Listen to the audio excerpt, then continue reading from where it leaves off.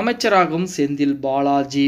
திமுக வெளியிட போகும் முக்கிய தகவல். நண்பர்கள், நம்ம போடக்கூடிய வீடியோக்கள் உங்களுக்கு பிடிச்சிருந்துச்சு அப்படின்னா ஒரு லைக் பண்ணுங்க. நம்ம சேனலுக்கு வரக்கூடிய புதிய பார்வையாளராக இருந்தீங்க அப்படின்னா மறக்காம சப்ஸ்கிரைப் பண்ணிட்டு அப்புறம் வீடியோ பாருங்க. நேற்றைய தினம் செந்தில் பாலாஜி அவர்களுக்கு மிகப்பெரிய வெற்றி கிடைக்கப்பட்ட ஒரு நாள் அப்படின்னு சொல்லலாம். ஏன்னா செந்தில் பாலாஜிகள் கிட்டத்தட்ட 471 நாட்கள் புழல் சிறையிலே அடைக்கப்படும். அந்த 471 நாட்களில் எத்தனையோ வழக்குகள் செந்தில் பாலாஜி தொடுத்து பார்த்தார், அத்தனையுமே தள்ளுபடி செய்யப்பட்டு. ஆனால் இந்த முறை செந்தில் பாலாஜி அவர்களுக்கு ஜாமீன் கொடுக்கப்பட்டு நேற்று தினம் வெளியே வந்திருக்கிறார். நேற்று தினம் மாலையே செந்தில் பாலாஜிகள் வெளியிலே வந்து விட்டார் அப்படிங்கிறதுல உங்க அனைவருக்குமே தெரிஞ்சிருக்கு. இப்ப வெளிவந்ததுக்கு அப்புறம் செந்தில் பாலாஜிகள் அடுத்து என்ன செய்ய போகிறார், அதாவது திமுகவிலே அடுத்து அவர் என்ன செய்ய போகிறார் அப்படின்னு பார்த்தோம்னா, செந்தில் பாலாஜி அவர்கள் சிறையை விட்டு வெளியே வந்தவுடன் திமுக அமைச்சருக்கு வாழ்நாள் நன்றிகளை தெரிவித்துக் கொண்டிருக்கிறார். அது இல்லாமல் நமது ஸ்டாலின் அவர்கள் பார்த்தீங்கன்னா செந்தில் பாலாஜி அவர்களுக்கு மிகப்பெரிய ஒரு வரவேற்பையும் கொடுத்திருக்கிறார்.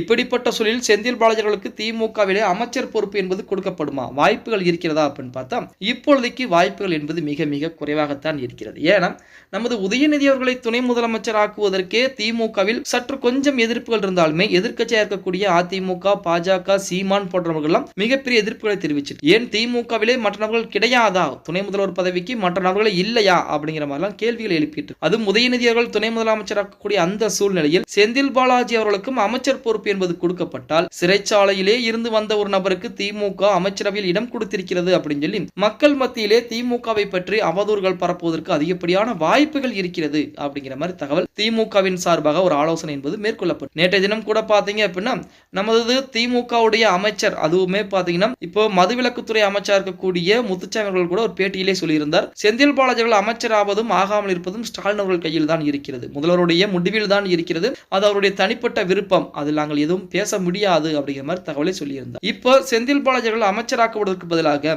திமுகவில் முக்கியமான பொறுப்புகள் அவருக்கு கண்டிப்பாக கொடுக்கும். இந்த முறையை விட்டு அடுத்த 2026 சட்டமன்ற தேர்தலில் அவர் அமைச்சர் பொறுப்பு மறுபடியும் கொடுக்கப்படும் அப்படின்னு. இப்போ செந்தில் பாலாஜி அவர்களை பொறுத்த வரைக்கும் கோவை மாவட்டத்துடைய பொறுப்பு அமைச்சர் பதவி அவருக்கு கொடுக்கப்படுவதற்கு அதிகப்படியான வாய்ப்புகள் இருக்கிறது. கரூர் மாவட்ட செயலாளர் பதவியும் அவரிடமிருந்து பறிக்கப்பட்டது, அந்த பதவியும் மறுபடியும் செந்தில் பாலாஜி அவர்களுக்கே கொடுக்கப்படுவதற்கு அதிகப்படியான வாய்ப்புகள் இருக்கிறது அப்படிங்கிற மாதிரி தகவல் வெளியாகி கொண்டிருக்கிறது. அப்போ செந்தில் பாலாஜி அமைச்சராக மாட்டாரா அப்படின்னு பார்த்தோம்னா, ஏன்னா செந்தில் பாலாஜி பிளஸ் திமுக, அதுக்கு அடுத்தபடியாக நமது ஆளுநர் RN ரவி அவர்கள் இருக்கிறார். இந்த இரண்டு நபர்களுக்குமே பாத்தீங்க அப்படின்னா, அதாவது திமுகவிற்கும் RN ரவி அவர்களுக்கும் சுத்தமாக ஆகவே ஆகாது அப்படிங்கிற தகவல் நம்ம அனைவருக்கும் தெரியும். செந்தில் பாலாஜி அவர்கள் அமைச்சராக கூடிய அந்த சூழ்நிலை ஏற்பட்டால் RN ரவி வேற மாதிரி ஏதேனும் திட்டங்களை போடுவார். அதன் காரணமாக தான் கொஞ்ச நாளைக்கு செந்தில் பாலாஜியுடைய வழக்குகள் முடியும் வரை செந்தில் பாலாஜி அவர்களுக்கு அமைச்சர் பொறுப்புகள் கொடுக்காமல் பொறுப்பு அமைச்சர் இந்த மாதிரி மற்ற முக்கியமான பொறுப்புகளை கொடுப்பதற்கு திமுக தலைமை தயாராகி கொண்டிருக்கிறது. ஓகே गाइस, வீடியோ பிடிச்சிருந்தா மறக்காம ஒரு லைக் பண்ணி விட்டுருங்க. அப்படி இந்த வீடியோ ஃப்ரெண்ட்ஸ் அண்ட் ஃபேமிலிக்கும் ஒரு ஷேர் பண்ண மறந்துடாதீங்க.